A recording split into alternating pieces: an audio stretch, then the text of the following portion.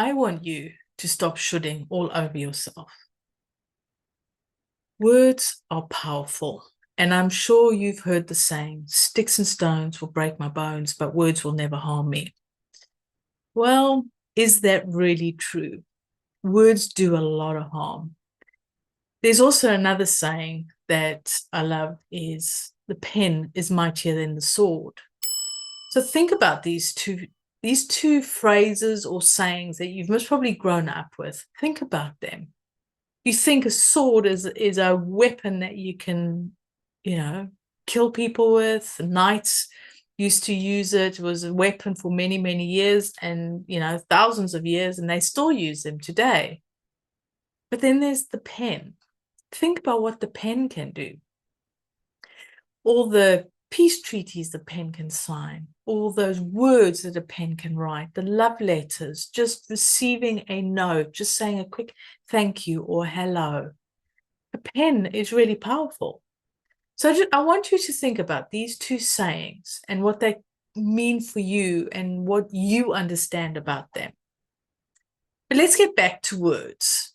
So one of the words that I often talk about is should. How many times do you should all over yourself?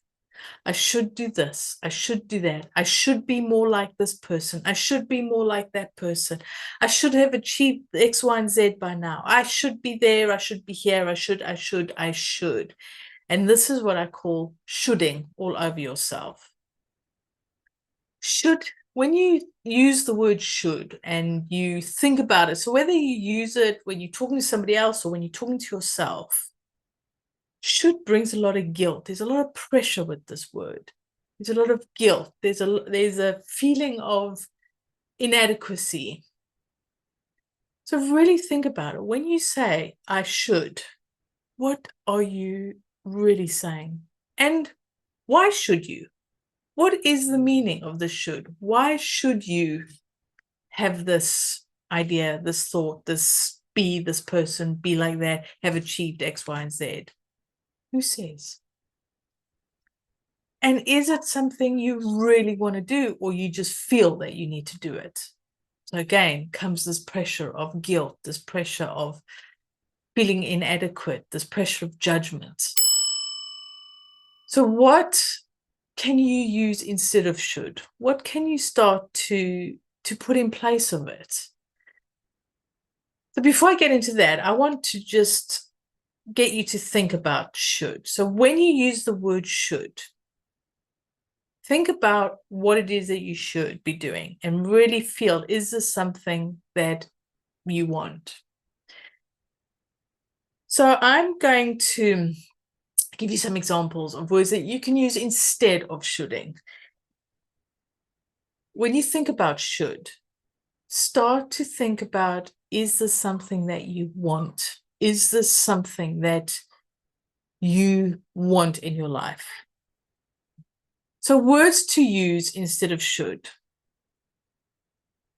I could, I will, I can, I want to, or I get to.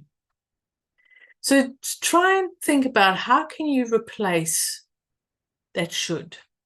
So I'll give you an example is, let's say I should drop the kids off at school. I want to drop the kids off at school. I need to drop the kids off at school.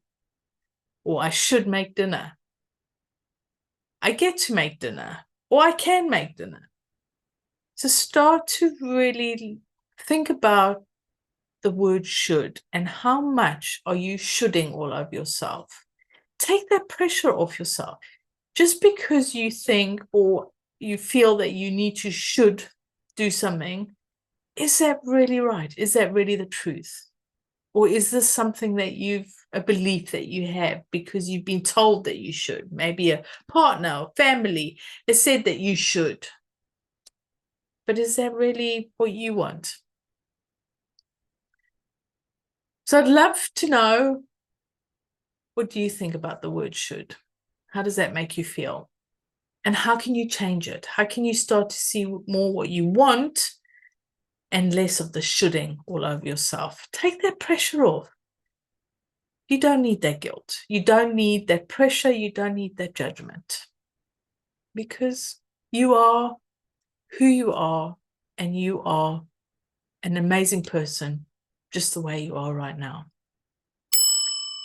So have fun with this. Enjoy. I'd love to know what your thoughts are.